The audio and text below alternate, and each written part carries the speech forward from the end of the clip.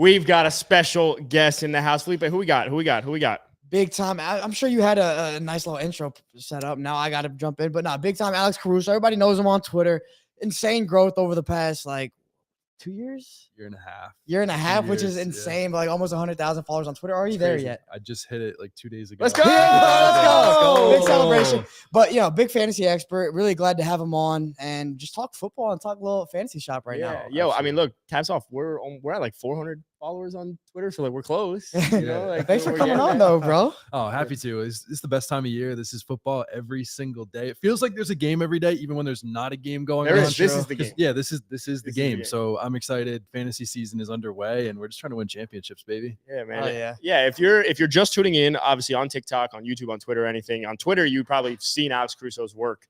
The guy is tweeting millions of times a day and it's probably helping you win your league already. But if you don't follow Alex on Twitter, right, you'd say that's your biggest platform? Oh, easily. Make sure to go follow Alex on Twitter at Alex Caruso. Those on TikTok. It's not the NBA player, by the way. It's not. Well, it's a distant relative. That's crazy. You have the Alex Caruso handle, though. Yeah, I actually got it from somebody 3 years ago. I DM'd whoever the guy had it was, and I was just like, please give me it. And we made a deal, it paid off. It cost you a little bit of money? It was $400. That's not that bad. This was when Alex Caruso played in the Lakers. So he thought this was going to be worth big time. And he was like, I want 1,000. And I was like, no, I'll give you 200. He's like, 4, and it's a deal. But the thing is, it's not one of those things you can negotiate. Right, so it was literally he said, I'll just take it off and I'm going to trust you'll pay me. And I was just like, well, if I ever get a big following, I have to pay him. I can't scam this guy. Because if I ever grow to 100,000 followers, it'll be worth it.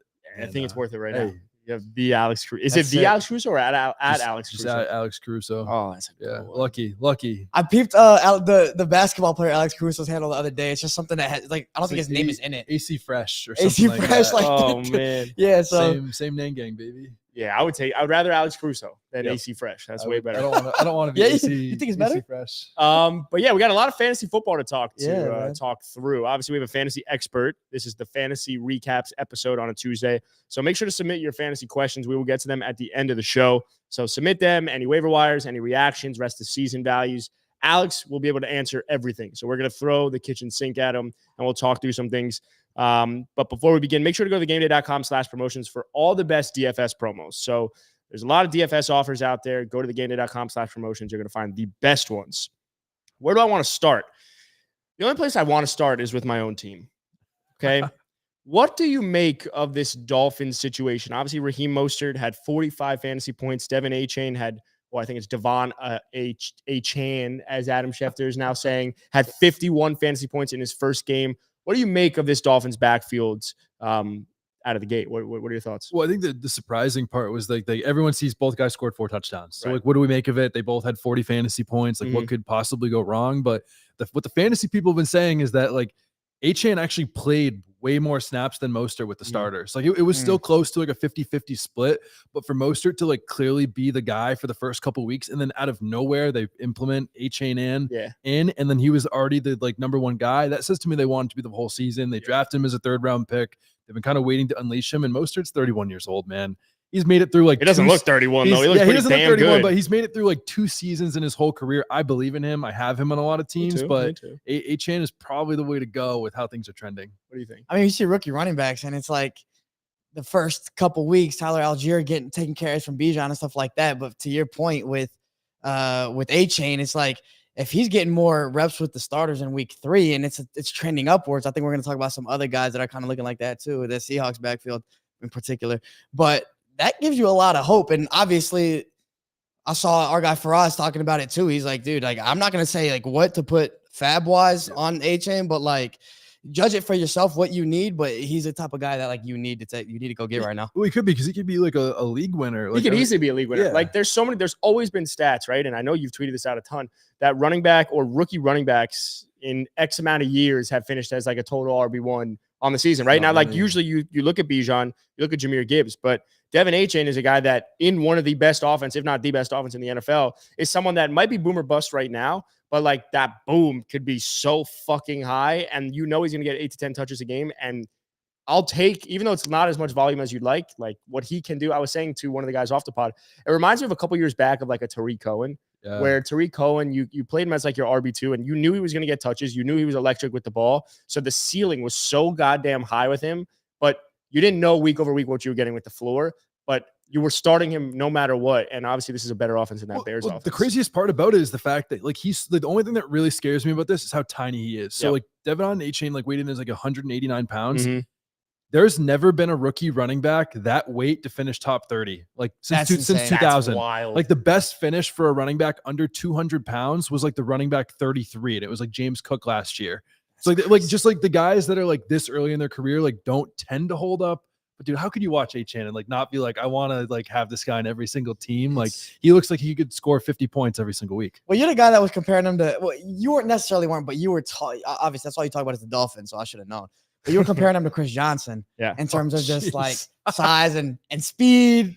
Now, Chris Johnson was bigger than him, obviously. He definitely was pushing 210 probably. At least. But yeah, the speed, he's exciting, bro. He's exciting. And I think he's actually, I don't like the comparison to Tariq Cohen because I think he's a lot more. I'm only talking fantasy, like what he is right now. I'm not saying like as a player. I'm saying just like coming out of nowhere. Because it's like you say, it's volume dependent. Like if he starts getting touches and those really do go up, bro, it's really exciting to see. You just hope that his size doesn't get him hurt. Like he could be productive off 10 touches a game because he's electric and he's on probably what's the best offense in the NFL so far. Absolutely. Did that without Jalen Waddle. Jalen Waddle's out there. Jalen Waddle runs a lot of deep routes and just open up the field more for A-Chain. So like similar to what we saw with Raheem Mostert the first couple of weeks, like he doesn't need like 15 or 20 touches a game to be productive. If he can get 12 to 15 for the whole season, I don't see how he's not a top 20 running back. The way I break it down is like, so they're out of the Jonathan Taylor sweepstakes. Obviously now you've seen, not only has Raheem Mostert been able to play at an elite level, but obviously Devin A-Chain. You have Jeff Wilson coming back from IR. Obviously Salvin Ahmed, who was the RB2, was hurt, and so that's where the opportunities came from. I think Devin kind of goes into that pass catching type role right out of the gate, which Salvin was in. But I think you can't discredit what Raheem Mostert's doing. Raheem Mostert currently has more touchdowns this year than 16 NFL teams. He's had, he's had, I think he's 6 touchdowns on the year right now. So that's crazy. I'm not going to sit here and say that I get the 31 years old. I get the injury history. I'm going to try and sell Raheem Mostert while you can right now. But I would also, if I have Raheem Mostert and Devin A-Chain, I'm saying which one do you want and just letting the dice roll, because as much as I want these guys on my team, there's nothing like selling high on a guy where you're just looking at those numbers. Well, who's more likely to replicate that performance? That's the real I think question, Devin. right? I think don't know. Here's why I'll say Devin, because look, you drafted him, right? You drafted him in the 3rd round. The video of Mike McDaniel when they drafted him was celebrating. Like he wanted this guy. He targeted this guy. So they're going to give him touches no matter what. With Raheem, the issue is, can he stay healthy? So I think Raheem will remain the RB1 on the year, but Jeff Wilson overtook him last year. And the surfing. Oh, I thought this was the. Well, he does. They do that sometimes, but it's the surfing. Nice. They did the conga line this week. Nice. I saw that. I think like if we're looking at rest of season, I think Devin's the closer one that could replicate a 50-point performance. But Raheem Mostert is someone you can. He's more likely to be reliable for the whole year. Exactly. I think that's the thing is he's had 2 seasons in his career where he played double-digit games. He was a top 20 fantasy running back both times. Like he's like when he's like healthy and he gets through a season, he's actually really, really good. He was amazing in San Francisco.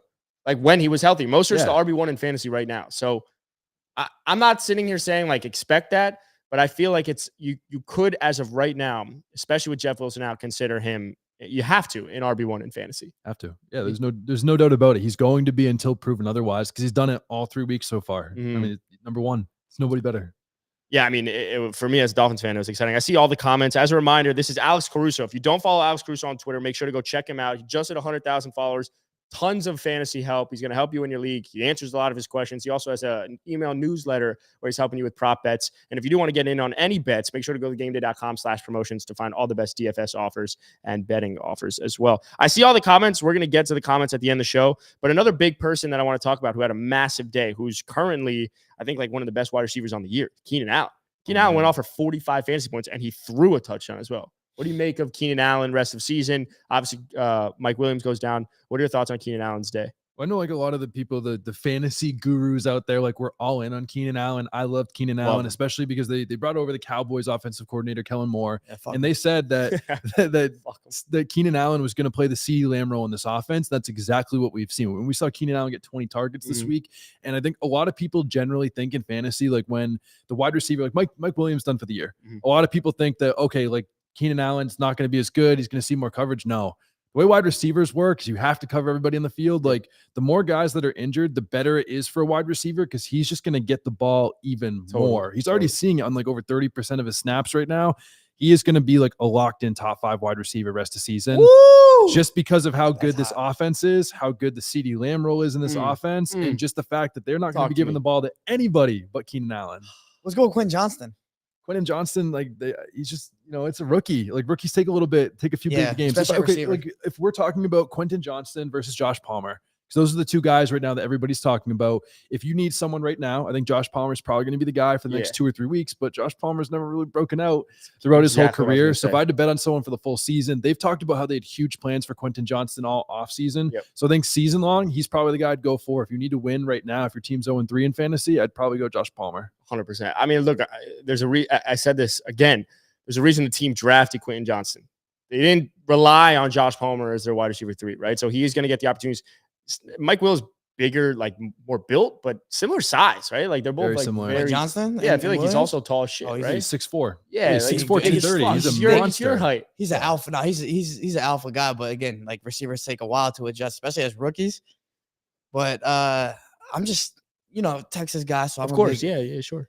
In Dynasty, it makes me happy because he might have a brighter future, obviously, especially getting some more playing time in his rookie year. Yeah, I mean, I think if you have to, and you began to allude to it, if you have to add one person or spend fab money on either Quentin Johnston or Josh Palmer, which is the one doing which one are you putting money down on? I feel like I'm like a scared money don't make money. You always got to chase upside when it comes to fantasy football. So I'm going Quentin Johnston. I think like that is the fastest way to lose that is probably Quentin Johnston. Yeah. But like most people that play fantasy football are playing in a league with either 10 people, 12 people, 16 people. Like unless you're playing in an 8-team league, like I'm going for the guy that is going to carry me to the championship. 100%. Quentin Johnston is that guy that can allow you to beat 11 to 15 other people. Josh Palmer is just not. Yeah, exactly. Yep. Josh Palmer might give you, like you said, these next 2 weeks might give you some value. So if you need a wide receiver right now, sure, you can go with him. But you're not going to spend any sort of fab money on someone you might drop in 3 weeks. Well, even Quentin Johnston preseason, when he was on the field, like he was getting like a ridiculous target rate. Like he was getting targeted on like 30% of his routes in the preseason. Like he was seeing the freaking ball every single time he was on the field in the preseason. Same thing's going to happen when he sees snaps. It's explosive as hell. So good. It's just, you just got to fine tune. That's all it is. Yeah, I would aim to add him. We're going to go through waiver wires at the end. So if you are questioning how much money to spend or just really who to target, we'll go through that at the end. But another person that had a big day, right? These are obviously we're recapping people that had these monster performances. Someone I want to talk about is Kenneth Walker. Now, you tweeted out something about Kenneth Walker, and we will get to it in one of the segments on this podcast. But Kenneth Walker had 30 fantasy points. So what is his, obviously Zach Charbonnet's role has been increasing, but what do you make of Kenneth Walker's big day? I mean, he's one of the best running backs in fantasy right now. Kenneth Walker's been phenomenal, and that's like what he should be. They're giving him a lot of touches, and the team's been playing really well. Like I think that like he's been really productive. I just worry about the season long because like again, Kenneth Walker's the running back 3 right now. Everyone understands that. But last week in the third quarter of the game, like he had like 11 carries for 15 yards. Yeah, it's not efficient at all. Like that's who he's been like last year, where he had these huge blow up games where he looked freaking awesome. Yeah. But then there's other games where he like just does not look like that good of an NFL running back. The highs were high, the lows were low. Exactly. Yeah. And like if you're an NFL team and you are competing for a Super Bowl, like they're like a borderline playoff team last year. Right. They're going to be really good this year. Yes. Why would you draft a running back in round 2 when you have other needs if Kenneth Walker is really that guy? Because that's what they do every single year. Pete Carroll does it. I don't like it. Year after year, they've drafted someone. I think the stat was like within the first 3 rounds or 4 rounds they've every year since like 2010 they've drafted a running back. It's wild. But I agree with you. I mean, like Kenneth Walker is explosive. But he's lightning in a bottle. But like that speaks into exactly what I'm talking about, where it's like, yes, they draft a running back every single year, but like name one running back outside of Marshawn Lynch that was really the guy for more than like 2 years there. It's true. That's the problem with Kenneth Walker. Chris Carson. Yeah. Like come on. Like there was a 7th round pick that wasn't like one of those super high drafted running backs. Like unless Marshawn Lynch, there has not been a running back to be the lead running back in this backfield more than like 2 years. So what are you doing if you own Kenneth Walker? Sell. You're Simple. selling high. Sell. Yeah, I'm selling high. I'm selling for someone really good. I'm trying to sell him for like Bijan Robinson right now if you can. Well, you'd probably have to Tony Pollard. Yeah. Tony Pollard would be the. But you'd probably have to package him with someone to do that. Well, for I don't know. Bijan, probably. For Bijan, even probably, Pollard. but Pollard, I don't know. Pollard Pollard hasn't probably, had the touchdowns yet. Yeah. How about Austin Eckler? Really, you would do that with? I would the trade him ankle for sprain? Austin Eckler instantly. I Mm. know that Eckler is he's gonna come back week 6, but he should be fully healthy. They're giving him extra time to get back. Like I would do that for Kenneth Walker right now because Zach Charbonnet, the backup, has gone up in snaps every week. Kenneth Walker has gone down every week.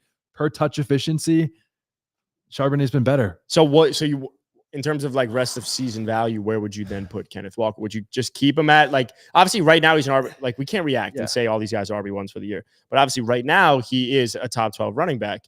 What is his rest of season value, knowing that Zach Charbonnet's role is increasing? I think right now, like again, he's like a top 5 running back. So I can't be like, oh, he's going to be like outside the top 30. Like, no, I'm not saying he's just going to fail and like not be productive. Like, I think right now for me, like he's like a top 15 running back. I see. Like, I don't have him as like one of the elite guys that he's shown. So if you can get an elite guy for him in a trade, otherwise hold on to him. He's still going to see a role. He's not going to magically like poof.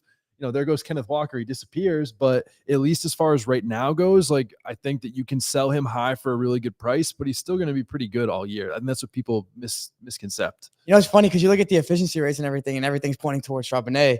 But the Seahawks fans in the comments, and I saw it like we just got a comment from a Seahawks fan. Yeah, they're like, no, you didn't watch the game. It's not all about the stats and stuff like that. Now, I actually didn't watch the game. But I mean, you mentioned, what was it, like 11 carries, 15 yards at some point, like Kenneth Walker had. So is it like, did you watch that game? I did not. Like we had it on in Red Zone and it was like, I had Red Zone on. I watched, Is it clear? Because I think Kenneth Walker is one of those guys. You mentioned it. I mean, like, and you do like, he's lightning in a bottle. He's explosive as hell. But that's what you got with him. He's not a great pass catcher. Like take last year, for example. This is like the most Kenneth Walker stat of all time because I think he had like he was like a top 5 running back in terms of like runs of like over 20 yards last year. Kenneth Walker was the number 1 running back in the NFL in percentage of runs that went for 1 yard or less. Oh, wow. It was 43% of his runs. That's crazy. So he was like extremely just boom or like Kenneth Walker is awesome. I'm not saying that. I wouldn't even think about that. That's he the runs crazy like part. one of those people that is either like an all or nothing run every play. Like 43% was 1 yard or less. That is not great for a running back. When I look at them two together, Kenneth Walker is obviously the more elusive back. Zach Charbonnet is the power back there. I don't know though if I'm not going to sit here and say Zach Charbonnet, or at least I don't think Zach Charbonnet is going to take over that backfield. You drafted Kenneth Walker last year. He was the Doak. I think he won the Doak Campbell Award when he was at Michigan State that final year. So that's my other question then is like, all right, if you like, what do we make of Charbonnet now going forward? I just think like just hold him. Like if he's on your waiver wire, I'd be having him if you have an extra bench spot and just like see what happens. Like Kenneth Walker is never going to like go away and like not see enough snaps. Like at best season, then it's probably like maybe a little bit over 50-50 for Charbonnet. Like that's Charbonnet's best outcome. But it's a productive offense. They like to feed their running backs. But my problem is Kenneth Walker doesn't catch a lot of passes. He's inconsistent as a runner. And Pete Carroll or not, like why draft a running back round 2 when this team could literally go to the Super Bowl? The way I'd probably categorize them, and I was just trying to think of like the best example, would be like a couple years ago, the Alexander Mattison and Dalvin Cook, where in fantasy, there weren't many outside of Zeke and Tony Pollard handcuffs where you're like, okay, if this person goes down, I know what this person's role is. I know he's going to have massive upside because there's no one behind that person. That to me is what it feels like with Kenneth Walker and Zach Charbonnet. Now they're going to give Charbonnet touches, right? Tony Pollard got some touches.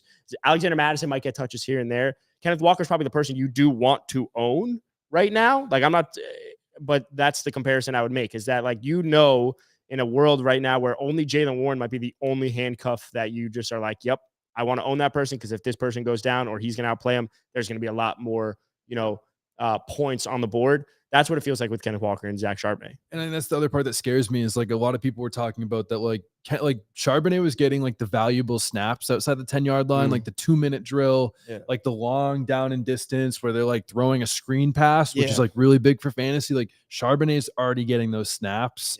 And if he's taking away those ones, like all Kenneth Walker has going for him is like the goal line carries. Well, but that's valuable.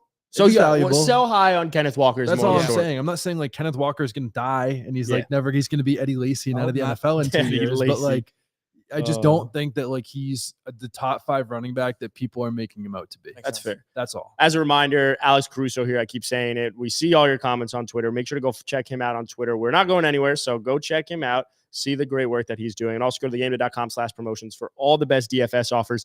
A big one that it deserves some love is Sam Laporta, currently the tight end 2 on the year, finished as the tight end 1 this week. What is Laporta's rest of season value? I know like there's been this whole notion that tight ends or rookie tight ends never really finished as a tight end 1, but we also haven't had the type of rookie class that was this year, right? Like even Kincaid and Luke Musgrave's a borderline tight end 1. What do you make of Sam Laporta's big day? I mean, like the toughest part for rookie tight ends is just getting usage. Right. And that's like what he's getting right now is he's seeing like one of the top 5, like most elite usage roles. And that doesn't mean that he's just getting a lot of targets. Like it just means like when he's on the field, like rookie tight ends just never get on the field, but he is early. And the fact that he's seeing like that level of a role on a team that outside of Amon-Ra St. Brown is no competition for targets. Like Sam Laporta is probably going to be second on that team in targets when the year ends. And if he keeps that, he's probably a top 6 tight end because like the tight end landscape is so fucked, awful. Yeah, it's horrendous. So he is going to continue to be really good. What do you think? Shit, I got an add on that. I mean, I know we've been on the Laporta because you love his name and everything like that. I mean, the stats speak for themselves, but I think there's other tight ends like you love Luke Musgrave too. Yep. So I think like just keep an eye out for these tight ends that could have an impact like throughout the season as well. And they're only going to get more usage. So the fact that Laporta's getting that so early in the season, that's what's super impressive as a tight end. Yep. I mean, how could you possibly fade a tight end named Sammy Ballgame? He's got a nickname, Sammy Ballgame. Sammy Ballgame. I like we just go with Sam Laporta, just a straight Iowa man. I think though when I look at these tight ends, so many people, and I saw a comment down on here that said, "Should I trade George Kittle?" And we could talk about that in a second. But when I look at the tight ends, like you mentioned it, it's such a it's a lawless land, right? Like it's Kelsey and then everyone else, and still Kelsey. Now, granted, he missed week 1, but he will be fine. But you don't trust Mark Andrews. You don't trust Darren Waller. George Kittle's always been boomer bust. Like, what do you do in the tight end situation? Sam Laporta is a guy like you're going to set it and forget it. Luke Musgrave, even still, is probably a set it and forget it if you have him because you've alluded to it. It's about the usage. It's about the playing time. All these rookie tight ends are getting their fair share of time, and it's only been 3 weeks. So when I look at the Sam Laporta situation, you're obviously holding. I'm not trading him unless you're like, fuck, let me go try and get Travis Kelce and pair him with someone, trade Sam Laporta and someone else for Travis Kelce. But you're feeling good if you're Sam Laporta, but I actually think it makes more sense for the rookie tight ends. It's beneficial for the rookie tight ends, this Sam Laporta usage. That's how I see it personally. So by the end of the year, where could he kind of be in that tight end range? Because like you mentioned tight ends being boomer bust, like Mark Andrews, even or George Kittle. I had Dallas Goedert week 1, 0 touches, right? Like 0. Didn't even get the ball. And so a guy like Sam Laporta, like if he continues, to have this kind of year by the end of the year or going into next year, you say top 6, like what type of guys could he be in front of? Like next year, I think he could be like a top 3 tight end. Like the highest finish for a rookie tight end ever is the tight end 4. There's never been a rookie. So you think he could break that? Do you know who that was? Off the top of my head, I want to say it was Jordan Reed, but I might that might be wrong. Okay. Kyle Pitts was number 5, so Kyle Pitts is right up there. He's not been great, but like he was like the second highest tight end finish ever for a rookie. Yeah. But I think that like next year he could be a top 3 tight end. That's insane. Like he got so held back by his offense in college, and people never talk about that he played on like the worst college offense in the entire NFL. And he was someone that a lot of like the fantasy guru people were like, oh, if this guy ends up in a role where he plays really good, like he could be awesome for fantasy. And like, we saw TJ Hawkinson, right? What he did it, and they obviously traded him away. Yep. But I keep the only thing I keep thinking of is like Sam Laporta is great, but if you have any of those rookie tight ends, even Dalton Kincaid, who like he didn't have a great week, passes, but the first 2 weeks he was trending up. You're going to be in like they were blowing out the Commanders. So like in a game this week where like you're likely going to have to throw against the Dolphins a lot more, it's going to be a high scoring game. I'm curious to see Dalton Kincaid's usage, but you got to feel good about these rookie tight ends is really my point when I look at Sam Laporta. Totally. I want to now move into a type of segment that you kind of brought up, which is overreactions and underreactions. Kenneth Walker was really the first person, so I don't think we need to really go into Kenneth Walker, but I want to see, like, are we overreacting to these people? I'm going to throw out like a basic title. I'm going to throw out a basic hook, and I want you to tell me if we're overreacting or underreacting. Darren Waller being a bad fantasy player. I think we are overreacting. I think he's been like the number one option for this Giants team all offseason, all training camp, and one preseason game. He was the guy. Like the offense hasn't looked good, but when it does click and people can give him more than 3 games to like be productive, I think that he's probably going to be a top 5 tight end rest of the season. Yeah, we're overreacting. I mean, we've seen what he's done in his career. Even when he's been it once. He's done it once. He's had one good year. Twice. 2 years. 1.5. He finished top 5 twice. Okay, when he's playing, like when he's healthy, that's what I was gonna say. Good. The thing holding him back is health. Year, yeah. Yeah, of course. I'm not saying it's talent. It's health. Well, look, I mean, there's nothing to suggest that he's gonna. I don't know how many games he's gonna miss this year because of injury. I can't look at that. I don't know. But when he's on the field, I mean, he's the guy for the Giants outside of Saquon. Saquon's not even playing these next couple weeks. So I mean, yeah, they don't have a power wide receiver. Like he's going to be the guy. I mean, he's had 7 and 8 targets like in weeks 2 and weeks 3. So like they're giving him the ball. He just like has like what other tight ends are seeing 7 or 8 targets outside of like Travis Kelce? No, absolutely. I don't know, man. Give Dallas Goedert them targets though. 2019 and 2020, he had 176 points and then 225 points. Yeah, I mean, like, always the man. Yeah, it's just like he's really good. When I look at it, yeah, it's tough, man. Like, it's never been about talent. He's been talented, but I think I worry about the health. I worry even like if he's someone that can carry the load. Like he benefited from even like Hunter Renfrow who was fucking there. Like he benefited from being able to like have a Derek Carr who's going to force feed him.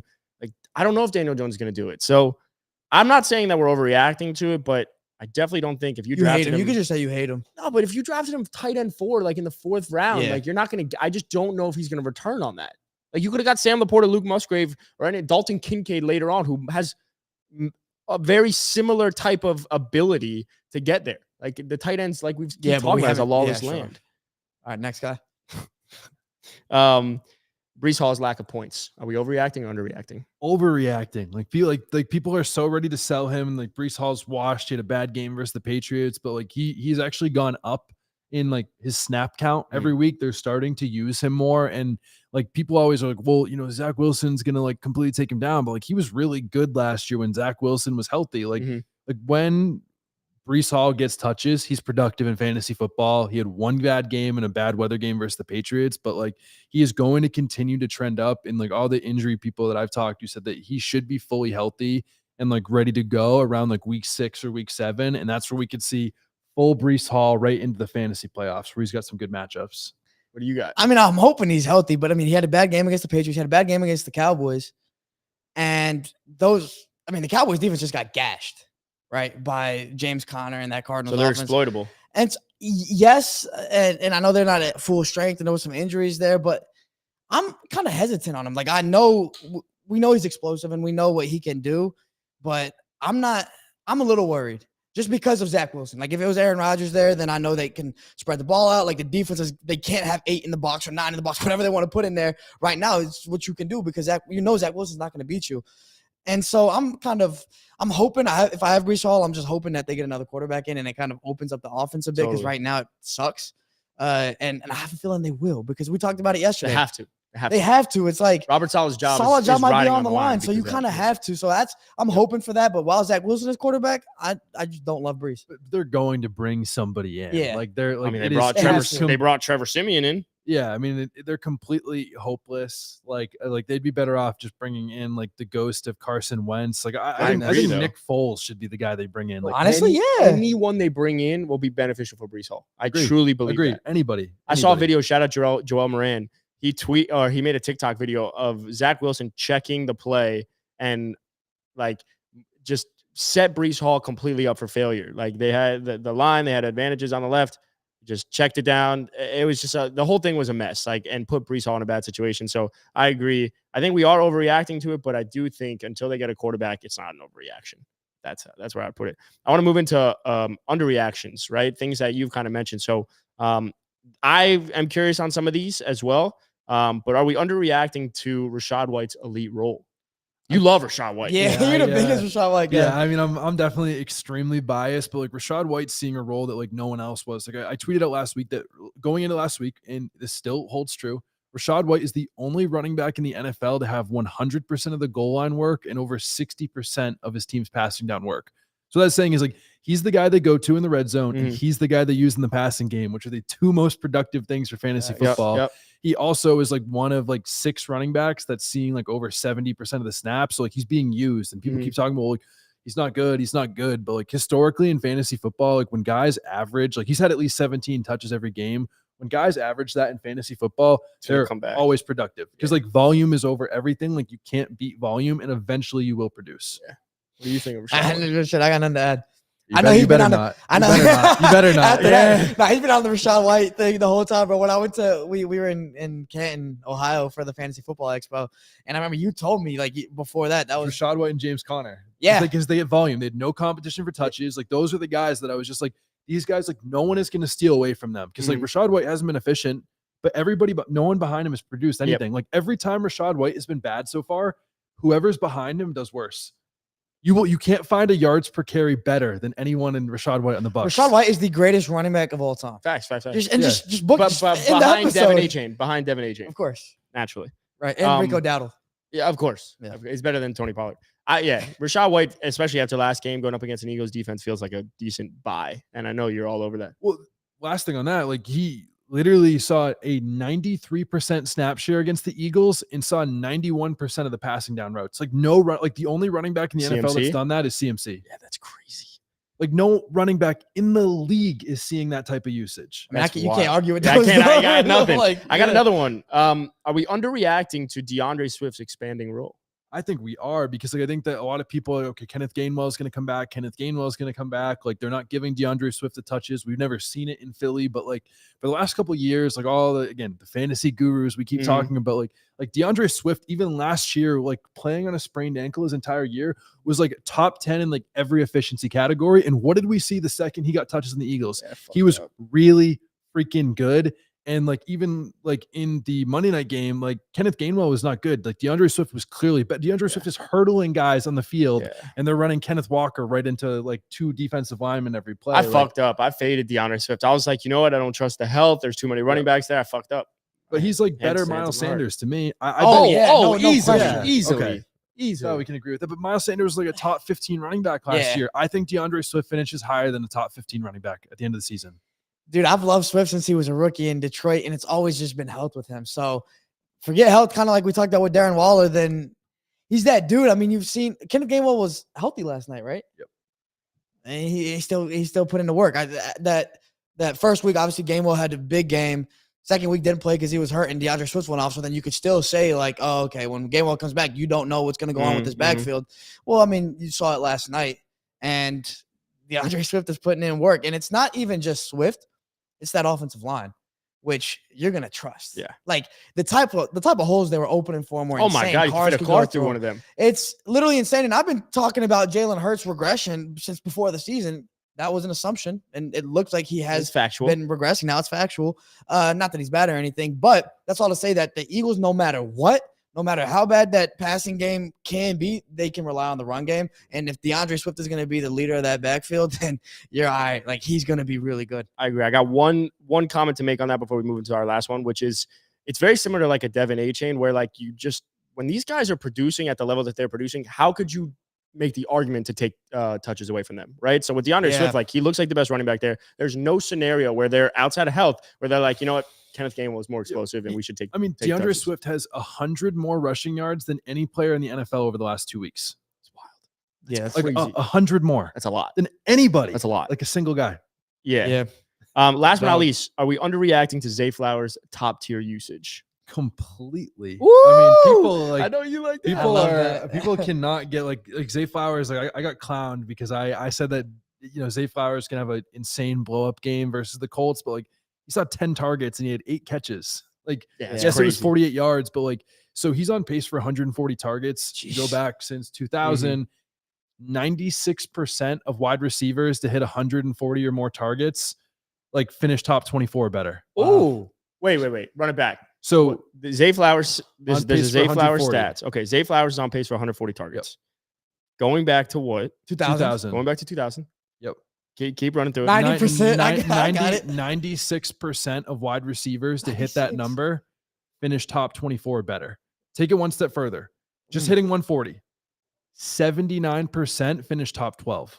Oh, Zay Flowers is him. No, that's hard. That's hard. So you Zay Flowers is him. 40% finished top 5. So that's still a huge number. What are we doing here? Buy Zay Flowers. Buy Zay Flowers.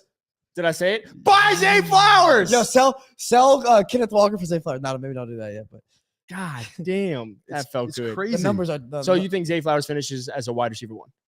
Nah. Top 20. Okay. I think he finishes top 20, but he has legitimate wide receiver 1 upside.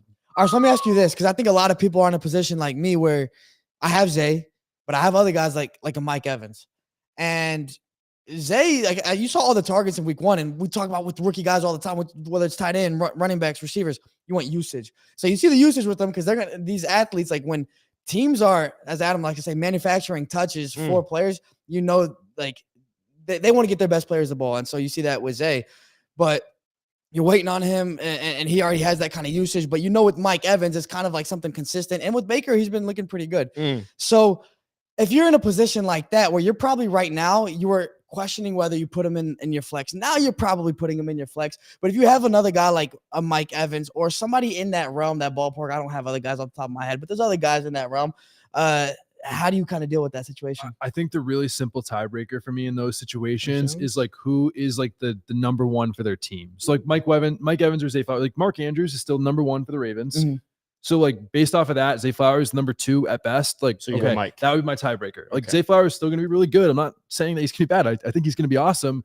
But Mike Evans, the wide receiver 1 in Tampa. So like that would be the tiebreaker for me. Is like, and then if you want to do a double tiebreaker, if they're both the number 2, who's in the better offense? Yeah. So it's just where do they fall on the depth chart? Who's in the better offense? And that would like be my tiebreaker. It's a good way to put it. Yeah, I mean, I think Zay's in. I don't like either of those. I mean, who's been the better offense so far? Tampa or Baltimore? I think actually Tampa.